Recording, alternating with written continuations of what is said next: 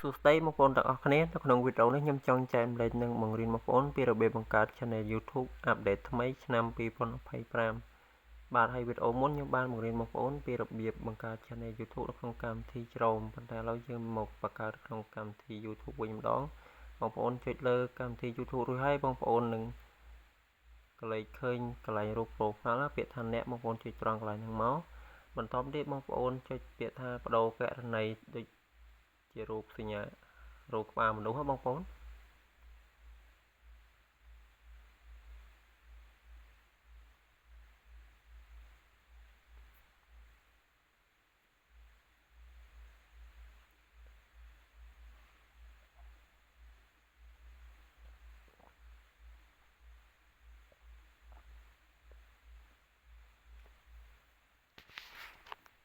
បាទរួចហើយបងប្អូនចុចពាក្យថាគ្រប់គ្រង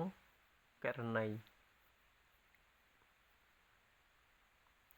រួចហើយបងប្អូនចុចកន្លែងពាក្យថាបន្ថែមករណីហ្នឹងមកកន្លែងអក្សរពណ៌ខៀវខ្ចីហ្នឹង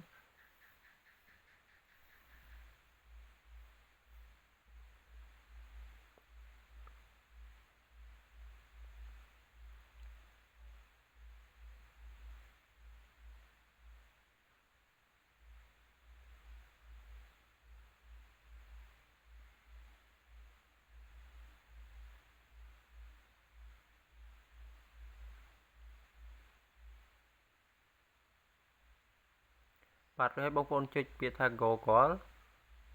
បាទឥឡូវយើងបានចុចពាក្យថា Google ហើយឥឡូវវាកំពុងតែដំណើរការឲ្យយើង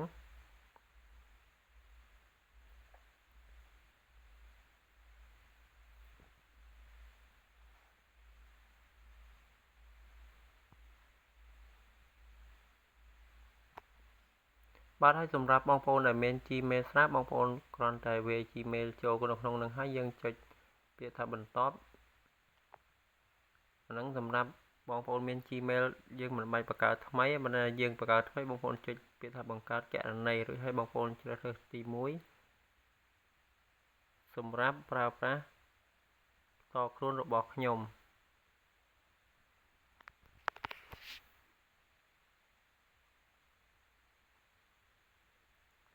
បាទបន្ទាប់មកទៀតពាក្យថានាមខ្លួននាមត្រកូលទី1យើងដាក់នាមខ្លួនរបស់យើងឬមួយបងប្អូនដាក់នាមត្រកូលយើងក៏បាននាមត្រកូលនៅក្រោមក៏បាននាមខ្លួនមុនក៏បានឥឡូវខ្ញុំដាក់ជាឧទាហរណ៍ខ្ញុំដាក់ថា Creator Cambodia បាទហើយឈ្មោះ Channel YouTube ខ្ញុំនេះខ្ញុំបង្កើតខ្លួនឯងផ្ទាល់តែម្ដងប៉ុន្តែខ្ញុំចែកម្លែកដើម្បីឲ្យបងប្អូនដែលគាត់មិនទាន់បានចេះបង្កើត Channel YouTube បងប្អូនអាចមើលវីដេអូខ្ញុំបានក្នុងឆ្នាំ2025ហ្នឹងបងប្អូនបាទឥឡូវបងប្អូនពិនិត្យមើលថាយើងបំពេញឈ្មោះយើងត្រឹមត្រូវហើយបងប្អូនចុចពាក្យថាបន្តមក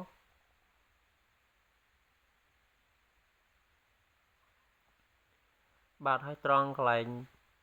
ប្រអប់3 4ហ្នឹងបងប្អូនដាក់ថ្ងៃខែឆ្នាំកំណើតនិងភេទយើងមកបងប្អូនដាក់ឲ្យរៀងចាស់ខែបន្តិចមកបងប្អូនដាក់ឲ្យលើសយ៉ាងម៉េចឲ្យលើសពី18ឆ្នាំបងប្អូនខ្ញុំបញ្ជាក់បងប្អូនបន្តិច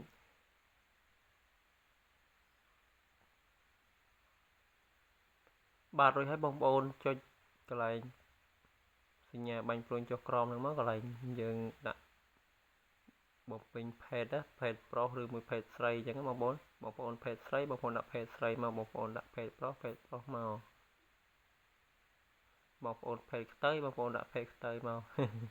ខ្ញុំនិយាយលេងបងប្អូនបាទហើយតបនេះបងប្អូនចុចទៅបន្តនឹងមករួចហើយវានឹងខាង Google នឹងរៀបចំ Gmail ឲ្យបងប្អូនចំនួន2មាន Cambodia Creator និង Creator Cambodia ឥឡូវបងប្អូនជ្រើសរើសមួយណាល្អបងប្អូនជ្រើសរើសមួយហ្នឹងទៅបងប្អូនចង់យកឈ្មោះផ្ទុយ Cambodia Creator ក៏បានខ្ញុំគ្រាន់តែឧទាហរណ៍ប៉ុន្តែបងប្អូនដាក់ឈ្មោះឲ្យដាក់ទៅ ប៉ុន្តែសម្រាប់ខ្ញុំយកទី2វាល្អជាងឬមួយបងប្អូនបង្កើតថ្មីបងប្អូនចុចពីថាបង្កើតអាស័យដ្ឋាន Gmail ផ្ទាល់ខ្លួនរបស់អ្នកនឹងមកហើយឥឡូវខ្ញុំចុចត្រង់កន្លែងនេះឥឡូវខ្ញុំកំពុងគាត់ថាយកអាលើគេឬមួយកណ្ដាលទេបងប្អូនឥឡូវខ្ញុំយកប៉ុន្តែខ្ញុំគិតថាខ្ញុំយកទី2ល្អជាងព្រោះអីយើងបានបំពេញឈ្មោះយើងបង្កើតដំបូងហ្នឹងដាក់ Creator Cambodia បានហើយសម្រាប់កន្លែងហ្នឹងបងប្អូនដាក់ឈ្មោះមកបងប្អូនឆ្លាញ់ជាមួយបងប្អូនដាក់មកហើយកន្លែងខាងក្រោយ @gmail.com នេះបងប្អូនមិនបាច់បំពេញទេវាលោតឲ្យស្រាប់ដោយអូតូតែម្ដងបាទបន្ទាប់ទៀតបងប្អូនចុចទៅបន្តហ្នឹងមក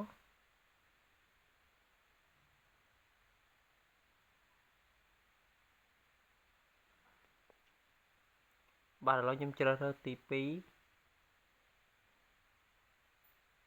Gmail ខ្ញុំមានឈ្មោះថា Creator Cambodia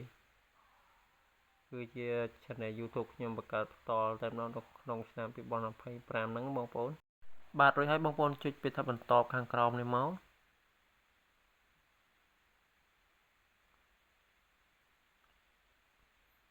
បាទហើយត្រង់កន្លែងនេះយើងត្រូវតែបង្កើត password មួយដែលរឹងមាំបំផុតបង្កើតពាក្យសម្ងាត់ខ្លាំងបងប្អូនឃើញអត់គេឲ្យយើងបង្កើតពាក្យសម្ងាត់ខ្លាំងណាបងប្អូនបង្កើត password ដើម្បីឲ្យវារឹងមាំបងប្អូនដាក់អក្សរលេខមកអក្សរធំអក្សរតូចអក្សរអង់គ្លេសហ្នឹងបងប្អូនគឺឲ្យបងប្អូនដាក់និមិត្តសញ្ញាដូចជាត្រង់ជ្រូកឬមួយក៏ដុល្លារអីចឹងណា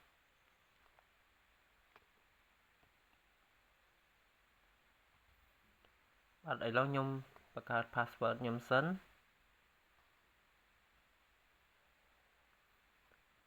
រួចហើយបងប្អូនបង្កើត password បំពេញ password បង្កើតដាក់នៅក្នុងប្រអប់ហ្នឹងហើយបងប្អូនចុចពីបន្តមក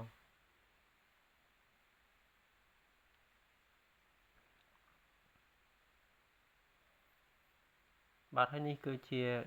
ឈ្មោះ account channel YouTube Gmail និង channel YouTube យើងណាបងប្អូនរួចហើយបងប្អូនចុចពីបន្តទៀតមកបាទហើយនេះលក្ខខណ្ឌដែលខាង Google បងប្អូនអាចអានមើលបានប្រសិនណាបងប្អូនមិនចង់អានបងប្អូនអូសឡើងទៅលើរួចហើយបងប្អូនចុចពីតែខ្ញុំយល់ព្រមបាទហើយនេះគឺជាលក្ខខណ្ឌខាង Google ណាបងប្អូនខ្ញុំអូសបងប្អូនមើលបងប្អូនចង់អានក៏អានទៅប៉ុន្តែខ្ញុំអត់អានទេបងប្អូនចុចពីថាខ្ញុំយល់ព្រមនឹងមក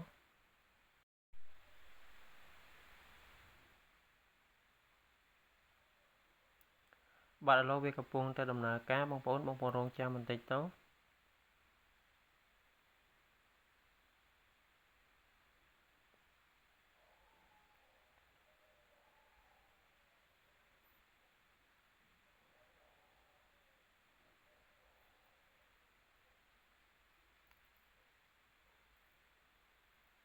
បាទរត់ដល់ពេលហើយវាចេញទម្រង់បែបហ្នឹងបងប្អូនហើយ Gmail វាអត់នៅហ្នឹងទេបងប្អូនហើយដើម្បីយើងទៅយកទៅចូលទៅឆែកមើល account Gmail channel YouTube យើងមិញហ្នឹងបងប្អូនចុច clear ថយក្រោយមក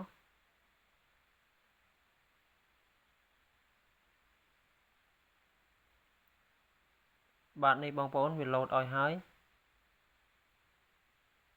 Creator Cambodia បាទរួចហើយបងប្អូនយកដៃប៉ះត្រង់កន្លែងឈ្មោះ account Gmail channel YouTube យើងមានឈ្មោះថា Creator Cambodia នឹងមកបាទវានឹងចូលមកកាន់កម្មវិធី YouTube យើងតែម្ដងបងប្អូនហើយបងប្អូនអាចផុសវីដេអូបានហើយ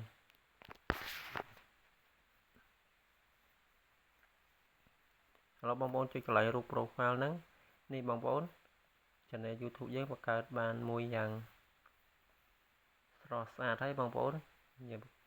យើងបង្កើតបានជោគជ័យបងប្អូន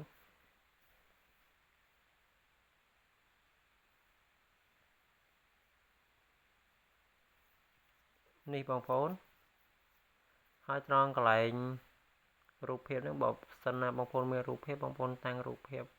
ឲ្យហើយក៏បានឬបងប្អូនផុសវីដេអូសិនចាំយើងតាំងរូប profile ក្រោយក៏បានហើយកន្លែងឈ្មោះនេះយើងអាចបដូរឈ្មោះបាននិងឈ្មោះអ្នកប្រើហ្នឹងមានន័យថាលេងណាបងប្អូន